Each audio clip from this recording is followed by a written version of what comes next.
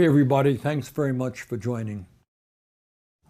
Generally speaking, the more important the issue is, the less it is discussed here in Washington, D.C. We talk about a whole lot of things, but most often stay away from the real issues that impact people's lives and impact our entire society. Let me give you just one example. Today, we are living under a corrupt campaign finance system, which is undermining our democracy. And it allows billionaires to control not only our political system, but our legislative process. That's it, bottom line. You think you live in a democracy? Well, yeah. You get one vote, Elon Musk gets one vote, but he also has the ability to put $290 million into a campaign to allow Donald Trump to become elected president. That sound like a democracy to you? Not to me. And increasingly, what we are seeing now as a result of Citizens United and the growth of super PACs are not candidates debating issues. That's democracy. You disagree with me, that's fine. Let's have a debate. But what you are seeing is competing 30-second ads that are funded by billionaire-controlled super PACs. So when you watch TV, you're on the internet, you see some group saying, citizens for this, citizens for that. In most cases, those are organizations that are funded by billionaires that are spending all kinds of money trying to defeat somebody or trying to elect somebody. And a lot of this began with this horrific Supreme Court decision in 2010, and by a 5-4 decision, the Supreme Court decided that we are infringing on the free speech of billionaires if we just don't allow them to spend as much money as they want to destroy democracy. So that's basically what the Citizens United Supreme Court decision was about. So what's happened since then is that we have seen political spending going up by more than 1,600%. In the 2024 elections, 100 billionaire families on both sides of the aisle spent $2.6 billion. You got that? 100 families spent $2.6 billion. That was double what they spent in 2020. And I have every reason to believe that that is going to go up and up and up. So you're going to contribute $20, which we desperately need, we appreciate, and that is vitally important in maintaining our democracy. And Elon Musk is not going to contribute $20. He's going to contribute $290 million, maybe more in the future, who knows. So what does this tell you about our political system? It tells you that if you contribute, like Musk, $290 million, you become appointed by Donald Trump to be the most important person in the United States government. You become head of DOJ, and you now can implement your extreme right-wing ideology, break unions, throw tens of thousands of federal employees out on the street, cut back on Social Security employees at the Veterans Administration, and lay the groundwork, by the way, for the privatization of major government agencies.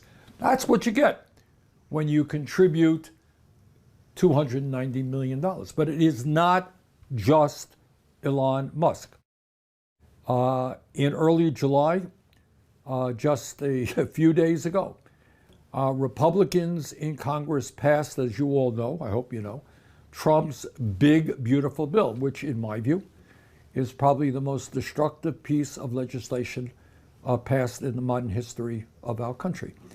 And this legislation provides $1 trillion in tax breaks to the top 1%. So all these guys who made campaign contributions, they're going to get it back in spades. You know, you contribute a few $100 million or $10 million, you're going to get that back big time in a tax break. Massive tax breaks for large, profitable corporations, and it's all paid for by cuts to Medicaid, nutrition, and education. In fact, some have suggested that this is the largest transfer of wealth from the working class to the top 1% in the history of our country. Further, as a result of this legislation, over 16 million Americans are going to lose their health insurance. And sadly, it just hurts me to have to say this, but studies suggest that some 50,000 Americans will die unnecessarily every year, because when you're thrown off health care, you don't have access to a doctor and so forth. Now, the point that I want to make is I don't want to go into this bill at this time, but I want you to think about something.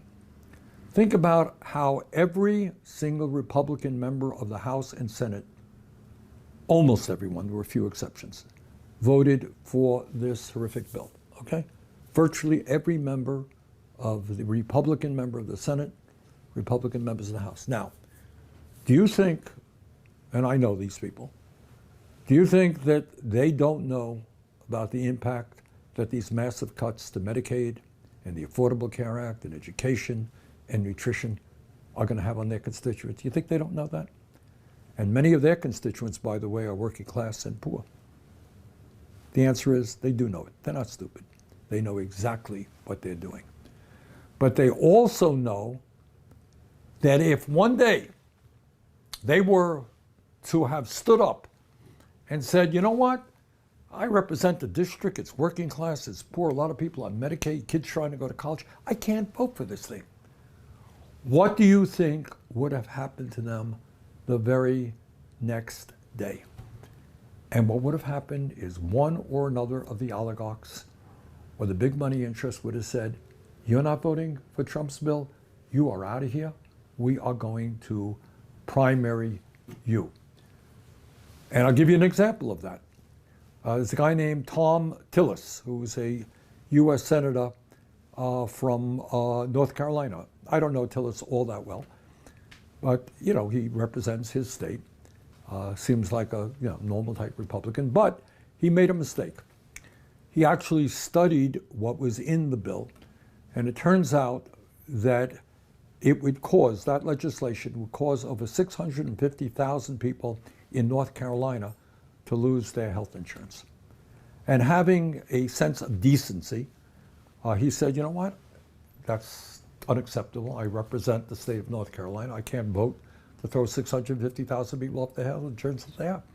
Well, you know what happened? The day after he made that public statement that he was not going to vote for this bill, Donald Trump issued a ruthless denunciation of him and threatened to primary him. You, Tom Tillis, Senator Tillis, you're voting against me, you are out of here. And you know what happened? A few hours after Trump issued a statement, Tom Tillis announced, I am not running for re-election to the United States Senate. He stood up, represented his constituents, and the billionaire class said, that ain't the way it works. We pay you to do what we want. You don't do it, you are out of here.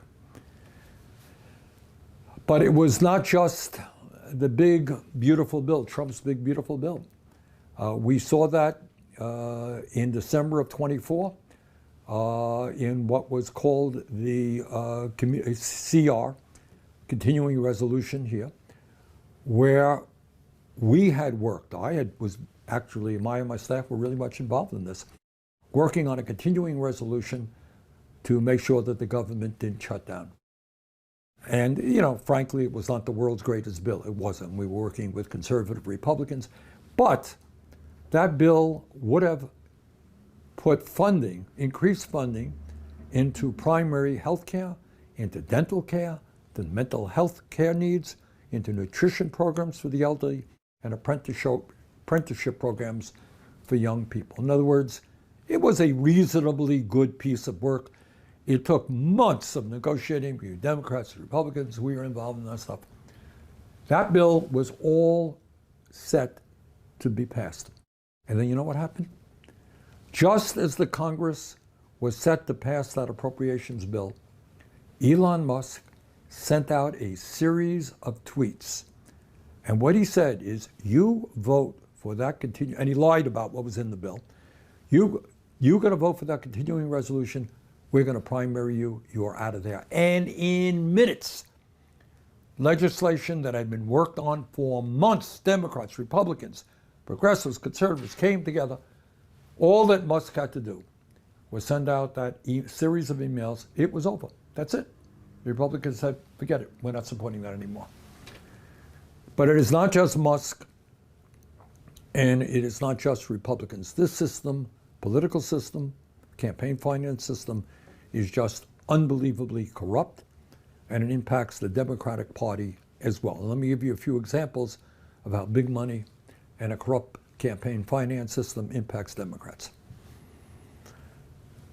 While outspent by Republicans, over 80 Democratic billionaires donated tens and tens and tens of millions of dollars to help elect Kamala Harris to be president of the United States. I personally, many of you know, worked very hard trying to get her elected. But what ended up happening is all of that money from all of these billionaires heavily influenced her campaign. So instead of running a campaign that took on powerful special interests and made it clear that she and the Democratic Party were going to stand with a working class which is struggling terribly right now, instead of saying, I am with you, we're going to take on these billionaires, she ran a campaign designed not to antagonize the business community or the oligarchs. In fact, as some of you may recall, one of her main spokespersons was the billionaire Mark Cuban. Billionaire influence on Democrats goes well beyond campaigns. And I'll tell you another issue where it is very, very impactful. If tomorrow a Democrat were to simply say, you know what, I can't continue to fund this Netanyahu government. They're starving children right now. Humanitarian blockade. Netanyahu's a war criminal. You know what would happen to that candidate? AIPAC and other super PACs would say, you're finished. You're out of here. Just like Musk is saying to the Republicans. And they have a track record. So it's not an idle threat. They have already defeated, you know, some very good Democrats, people like Cori Bush, Jamal Bowman, and other candidates who had the courage to say, you know what, I'm not going to support more military aid to continue the war in Gaza. So what you have right now is a political system in which both parties are heavily dominated by oligarchs and billionaire-funded super PACs. And it is also playing out as we speak right now in New York City, where Mr. Mamdani pulled off a major upset. Some of you may know, he defeated Andrew Cuomo, was the heavy favorite to win, because Zohran Mamdani talked about issues of relevance to working class people. And the city responded to him, and he won the election. He won the Democratic primary. And there's going to be a general election come November. And you know what's going on right now as we speak openly? I mean, they don't apologize for it. The richest people in New York City are saying, we are prepared to spend hundreds of millions of dollars to defeat Mamdani. That's it. That's your democracy. People spoke, the Democrats selected a candidate, and the billionaires are unhappy with that direction. In fact, one billionaire just the other day said it publicly, not embarrassed by it. He said, I met with Mr. Cuomo and Mr. Adams, the other two Democrats. Cuomo lost. Adams is running as an independent. And I think Adams is a superior candidate. I'm going to support him. Right out in the open. We, the billionaire class, like this candidate. So that's kind of where we are right now. This is an issue of enormous consequence. It impacts who wins, who loses elections, and it impacts our legislation. So we have got to now stand up, fight back in every way that we can. Short term, we got to make sure that Zohran Mamdani becomes the next mayor of New York City. We got to help in every way we can to see that he wins. Medium term, we got to make sure that super PACs are not allowed to play a role in Democratic primaries. And longer term, we've got to overthrow this disastrous Citizens United Supreme Court decision. So that's a lot to do. But if we want to save American democracy, if we want to have a government that in any way, shape, or form represents working people and not just billionaires, those are the things we've got to do. So this is a big issue. Not a whole lot of people are talking about it, but it is the most significant political issue that we face. You can't talk about health care, you can't talk about housing, you can't talk about education without talking about the role that super PACs play in allowing billionaires to dominate our government. So, a lot to be done. Let's go forward together, because at the end of the day, yeah, they got the money, they got a lot of power, but they are just 1%. Last I heard, 99% is a lot bigger number than 1%. So let's not let them divide us up. Let's stand together. Let's take them on. Let's beat them. Let's create a government that works for all, not the few. Let's save American democracy. Thank you.